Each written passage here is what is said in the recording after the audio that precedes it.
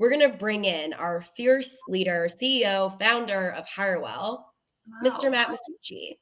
Hey there, Matt. Welcome to the show. Hi, ladies. How you doing? Fierce leader. I don't think I've ever been called that. I'm not sure if that's the correct term, but I'll take it. We really want to do a recap of what happened in Q1. So to kick things off, what overall trends did we see in Q1 of this year? Yeah, no, good question. And I look at these numbers a lot, right? It's kind of my job. And we've talked at length about sort of the challenges we all went through 2023. So we saw some positive signs kind of as the year ended, but you never know if those are just sort of just false hope or not. The results say that it was a pretty strong Q1. I mean, I think we saw our numbers up 37% from Q4, but then it was up a little bit year over year. And again, like that may not sound great, but when you look at it in hindsight, in Q1 of 2023 was our best quarter of the year, and then it kind of just sort of got a little bit worse each quarter from there on out. It was nice to see an improvement over that. So definitely positive overall, definitely much needed, I think, for all of us. We're kind of just hoping for better days. Hanging on. That's part of the process. For sure. I feel like with those overall trends too, it's like you mentioned being up like almost 40%, like 37% in comparison to Q4 of 2023. I'm curious if you could kind of break it down a little bit for us across our different practice areas. So if you're tuning in and you're not super familiar with Hirewell, we have recruiters that specialize in different practice areas. So I know when I introduce myself, I always explain like I'm a director on our go-to-market recruiting team. We specialize in like sales and marketing roles.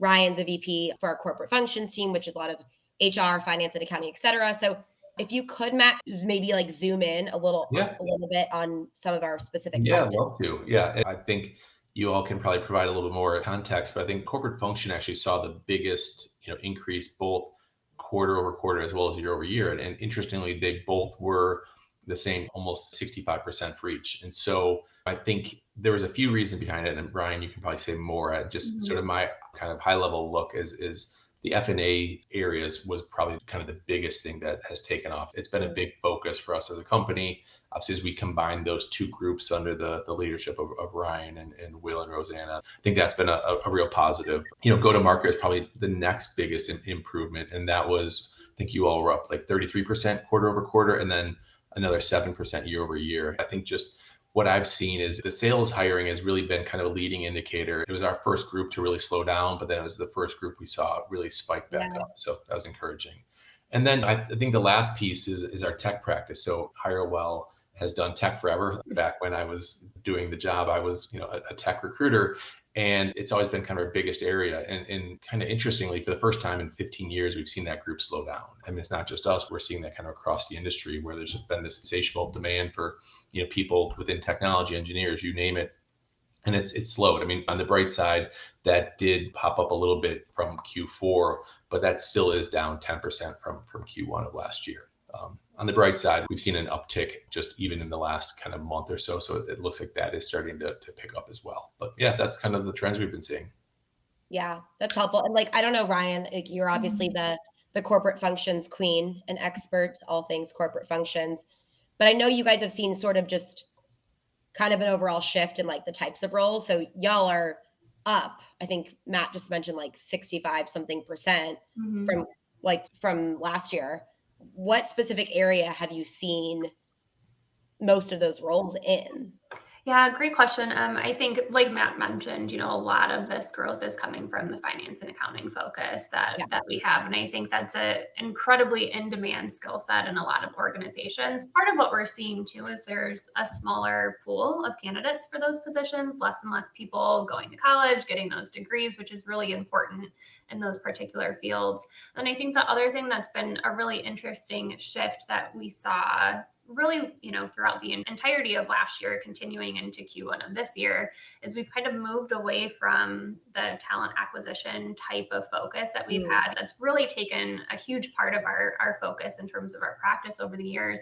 And we're still kind of staying in that generalist type of a bucket in terms of roles that we're seeing. So organizations are really trying to do a little bit more with a little bit less when it comes to HR, as opposed to having these like massive teams built out. It's really thinking how they can be nimble, how they can best utilize resources internally.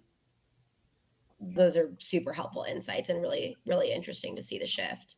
Maybe we can zoom in a little bit more too, just on like how quarter one this year compared to quarter one last year, because I feel like it's kind of hard to compare like Q4 2023 to Q1 2024 because fourth quarter is naturally a little bit slower, and a slow quarter in a really slow year doesn't always give us like the best idea of how the market is looking.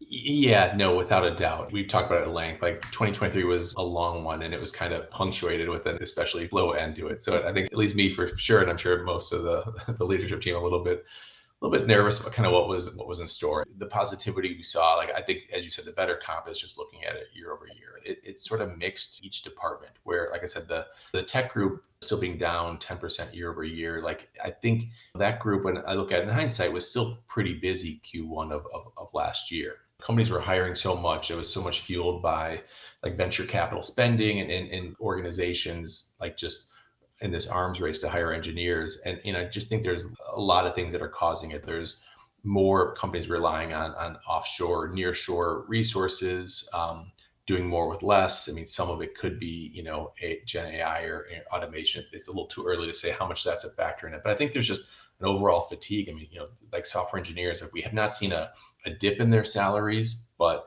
I think that's causing to it is they're just really, really expensive too. So I think it's just an area where companies are just doing a little bit less with. I think that's been the biggest change there. You can probably speak to the go-to-market trends since obviously you do that. It was not a huge bump year over year, but it's still like I think it was roughly 10%, which I think in hindsight is quite good. What do you think is causing that? Well, and it's interesting because like you said, like Q1 is always our busiest, I would say. Like looking at the numbers from the past 5 years I've been on this team, Q1 is always our busiest. And I think Ryan and I have talked about this on the past few shows of, yes, we've had a lot more placements in general, but also the average salary of those placements has gone up. Not because I think that salaries are going up. I actually don't. I think similarly, I think sales salaries have kind of finally started to plateau and like normalize a little bit. Whereas looking at 2021 salaries, it was wild what sales folks were getting paid, honestly. So I think that's kind of normalized a bit, but we've seen a lot of enterprise types of roles. So more enterprise AE roles versus like we'd still do some SDR roles, more entry level. When you think about the overall theme, similar to what Ryan is mentioning, that companies are trying to do more with less people. So if they can hire an enterprise AE who can also prospect, do the work of an SDR, we can hire one person to do all of the jobs versus building out these like an AE team, an SDR team, etc. Yeah.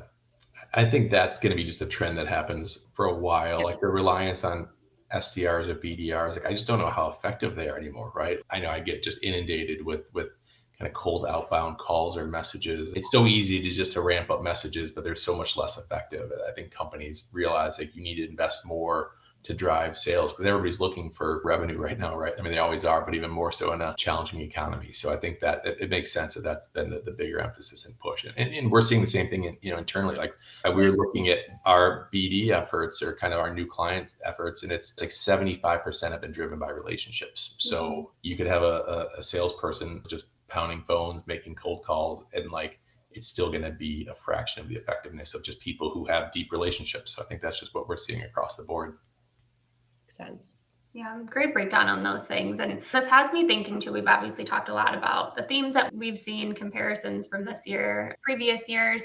But I'm curious, we're obviously in the business of providing services to our clients, right? And so a lot has to have shifted over the last couple of years. What are some trends that you're seeing in terms of like the types of solutions that organizations, our clients in particular, are most commonly seeking at the moment? I think like solutions is the key word there, right? Where obviously you think about what we do, we provide search, we provide interim talent, that kind of the third bucket is solutions. And that can be talent advisory, helping companies sort of design their organizational structure, kind of the plan to grow. But then it's also just executing on those multi-hire solutions. And I think, again, you all can probably answer some more of the details, but like we're in the whittling down phase of, companies they've built up internal TA so much, and then they've just spent the last year tearing it down. And the challenge is it's still hard to hire right now, right? I mean, it's this weird dichotomy of you post a job, you're going to get 1,000 applicants, but like, how do you create a good candidate experience? How do you find the best 50 people to screen? And how do you find the best 5 to 10 to put in front of your hiring managers? Like, all this takes time and effort. The whole concept we've been talking about doing more with less, it makes it really hard. And so I think we've always provided, what we think are some unique, hiring and talent solutions. But I think it's becoming more, paramount of how do you help companies, how do you meet them where they're at and provide, whether it be fractional TA or kind of these multi-hire engagement or solutions that will help them. Yeah, I love just the full circle moment that we have when we talk about this sort of thing, right? I think we've talked about this often on the Hirewell update and just how much the market has changed over the last 4 years. And if there's one thing we know for sure, it's that it's unpredictable and that change is going to happen and we can't really predict where it's going to come and what it's going to look like. But I think one of the things that it seems like organizations are really learning from the last couple of years is that having these really built out complex TA functions internally and not being able to stand those up completely over the last 4 years, having to redesign them, let people go, it's really been a major issue. And the recruiting process has become broken because of that. So I think a lot of organizations are finding these types of solutions, like you mentioned, Matt, to be really the answer to what has been a huge problem over the last 4 years. Yeah, I know. I mean, I know, Ryan, you've sold a number of these. You pitched probably even more. Like, what are the like? Is there any kind of specific trends you're seeing, or what's been kind of like where are clients like where are their pain points right now? Yeah, it's interesting. I think there's a few different things. There's obviously organizations that have never really had like a fully built out TA function internally. And that's primarily been often where we see a lot of these solutions come in, where they need someone that can kind of act as that internal TA process. So I'd say that's one bucket. But then there's also these more complex organizations, if there may be a spinoff from a larger company or just got a big round of crowdfunding, whatever it may be, they tend to need that type of support really immediately. These typically are not things that go on for a really long time. We do have a few clients that we've had long-term engagements with, but the way I see these solutions working out most times is when there's an immediate need. It's normally a higher volume and it has to happen in a quick amount of time. So there's not an opportunity, even if they wanted to bring a team in, let people get up to speed, it's really like needing that solution in the moment. And that's where I think Hirewell does such a great job at really finding the right creative solutions for our clients to fit those needs. Yeah, perfect. Yeah.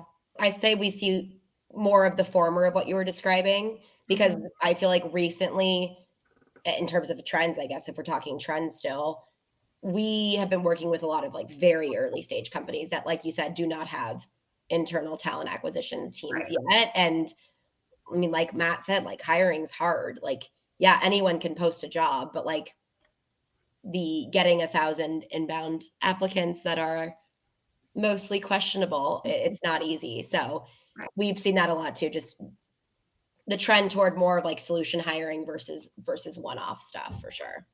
Well, and I think that like is a pretty good segue when we talk about like HR advisor, talent advisor, which we're doing more and more of. Like forever, like with these early stage companies where you're dealing with the founder, like we sort of just do it.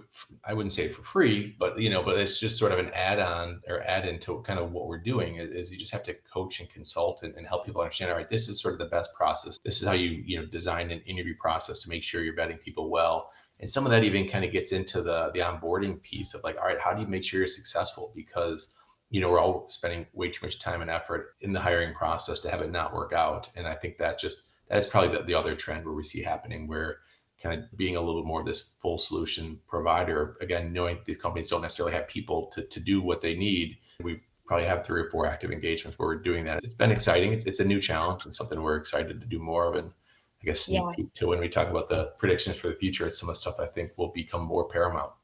Yeah. Our last question for you is just predictions. Do you have any thoughts on what you think we'll see moving forward this year? And like Ryan always said, like the biggest thing we can always predict is that it's unpredictable. So we won't hold you to any of that. Yeah.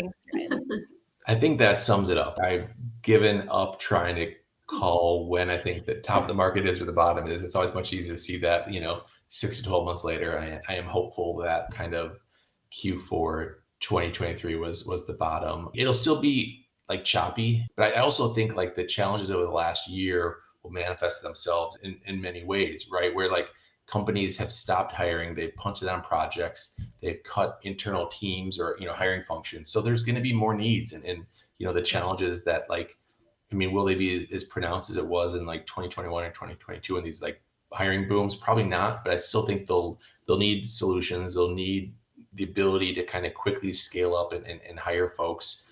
And I think it's going to be harder than they envision, because like it always is. Like throughout all of this, I know unfortunately a lot of people have lost their jobs over the last year, but I mean, unemployment is still historically low, and it's just, things aren't going to change. The population's aging, you know what I mean? Like there's just be less and less workers. So I think the need for solutions, the need for kind of being able to quickly turn things on and off will be a big one. And the concept of hiring a bunch of recruiters, like hoping that they're going to grow, I think that'll change, but it's more kind of nimble and sort of adding with whether it be fractional or interim resources to sort of scale up and scale down. I think that'll probably be the biggest thing. Again, whether that happens the next 3 months or the next 3 years, it'll be the longer trend, I think. Yeah.